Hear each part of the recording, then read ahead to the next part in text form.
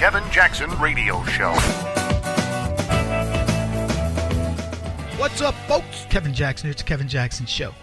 Thinking about the DACA kids, and I saw a story where the ICE, Immigration Customs Enforcement, was going to be at a college campus.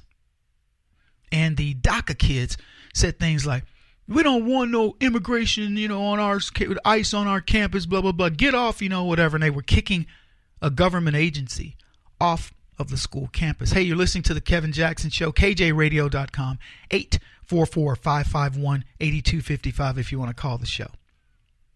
So just picture this. Kids of illegals who are illegal themselves, DACA kids, dreamers they're called, don't want ICE to do a recruiting event at a college campus because they're mad because this is what the government agency does. It stops people from coming into the country illegally. And because they're illegal and afraid, they believe they've got the right to say to ICE, get off campus. We don't want you here. And sadly, there are people in America on these college campuses who will agree with them. Yeah, you're right. Stay off our campus. It isn't their campus, first of all. It's the American citizens' campus, the tax-paying citizens' campus. And even if it's privately funded, it's still funded by American citizens. So this idea that, that these kids have any rights gets me. But this is what I get to. This is where I come into leftism. If you're a kid who understands your status in this country is illegal, based on an illegal act of your parents, and you want to make demands of us, now you've crossed the line. That's not the way it works. And if the DACA kids were good, solid citizens in the sense of saying, you know what, look, we get it. Our parents did something wrong. It puts us in a very precarious status. We're owed nothing by the United States, the tax-paying citizens of this country. We're owed nothing. We throw ourselves on the mercy of the citizens. I guarantee you their cause would be a lot easier to go for. And for the record, I think most of them are that way. I think the majority of these knuckleheads are doing what they're doing. I should say it's a small minority. The ones who are vocal, carrying the Mexican flag in these protests and things like that. I bet you it's less than 2% of these kids. I bet the majority of these kids are going, I wish y'all would just shut up. And here's what I'd like to see. I'd like to see those kids come out. It's kind of like, young black men coming out saying, look, I don't know what other people are telling you, but I don't want thug life. I don't want it for myself. I don't want it for my children. I don't want it for America.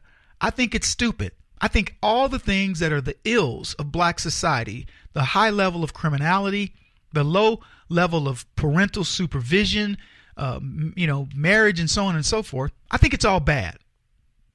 Because that's what I say. I'm just telling you right now, if you can't admit what's going on inside of your own community, if you will, then shame on you. If you're going to condone a culture of lawlessness, which is what you would be condoning if you want people to believe that these DACA kids should just automatically become citizens, well, you're wrong.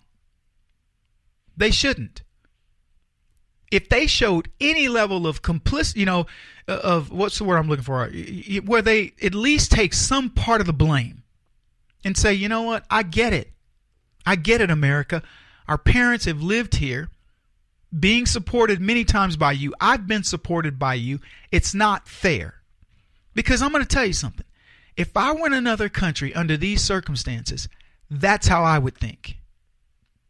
Now, that should tell you something, that we have people that live in this country and believe that they can kick off a government agency that is meant to enforce our laws because it doesn't suit their political, persuasion or their particular condition. They're out of here. I don't know what it's going to take. Do you put the hammer down on them and say, let's start deporting these guys and make them understand that we're serious about our laws? Because right now, all we're doing mostly is going after MS-13 and some other bad banditos. And I agree that the priority of going after DACA kids is not necessarily where our money should be spent, or our political political clout, if you will, should be spent going after these kids, unless we can prove that many of them are not the solid citizens that they claim to be. But that's a whole other argument. But what we can change is the perception that these kids we're beholden to them because their parents put them into certain circumstances. We owe them nothing. I want to repeat that. We owe them nothing. They get no special dispensation because, oh, well, my parents, I don't care. Talk to your parents. The sooner that we make them understand we are no longer going to feel guilty because of some crime committed by your parents, and you're not going to guilt us into saying, oh, well, poor little me, poor little me. Poor little you should be, the DACA kids should be the most immediate. You should be able to walk through public and they have a halo around them. They should be so good. They should be the ones volunteering to help the elderly, working with veterans. If you want to show me something, show me that. And in fact, I say this. Not only should these people have to go through the normal process to become a citizen, they should have to do community service until that happens. Mandatory community service. Every weekend, you're building houses, you're picking up trash, you're helping somebody in this country as a payback. How about that? I think that's a good idea. I mean, this notion that this country owes you anything, let me tell you something. As a citizen of this country, a tax-paying citizen, here's what I say. This country owes me nothing. I bet many of you feel the same. You're like, you know what? I pay a lot of taxes. I do a lot of things. But where the opportunity I have here, the opportunity afforded me in America because of the veterans who gave their blood on every continent except Antarctica to fight for our freedoms, God bless you, America. You owe me nothing. The question I ask almost every day is, what more can I do to serve this country, to feel, to help the people that I think really want to get a leg up in this country? I wake up every day with that in mind. That's what many of our projects involve. You can support those projects. Go to kjradio.com, get in contact with us. Let us know what you want to do to help. Folks, good show coming up for you today. Hope you stay around. This is the Kevin Jackson Radio Show. Do you owe back taxes to the IRS or state? The secret to avoiding the IRS nightmare is to seek professional representation.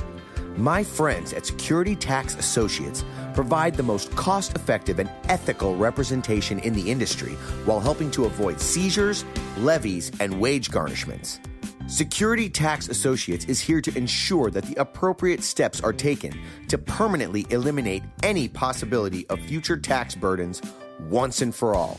For a free, no-obligation consultation, contact Security Tax Associates, 844-779-4177. That's 844-779-4177.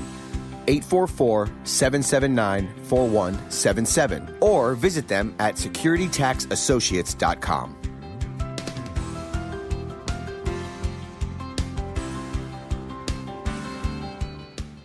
Beth Cook Moranville, author of Closer Than Your Breath, a book of hope. Hope, that wonderful, wonderful 4-letter word that you may feel completely out of.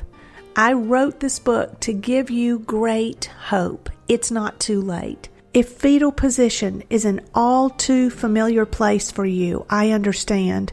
If the next 60 seconds are too long, this book is for you. Wherever you are right now, whether you're dealing with divorce or death or sickness, take hope. You are going to make it through this pain. Don't roll your eyes. I've walked this road and I know it. The best is yet to come. Closer Than Your Breath, a book of hope from author and speaker Beth Cook Moranville, can be found on Amazon.com or Kindle.com. For more information, visit closerthanyourBreath.com or on Facebook at Closer Than Your Breath.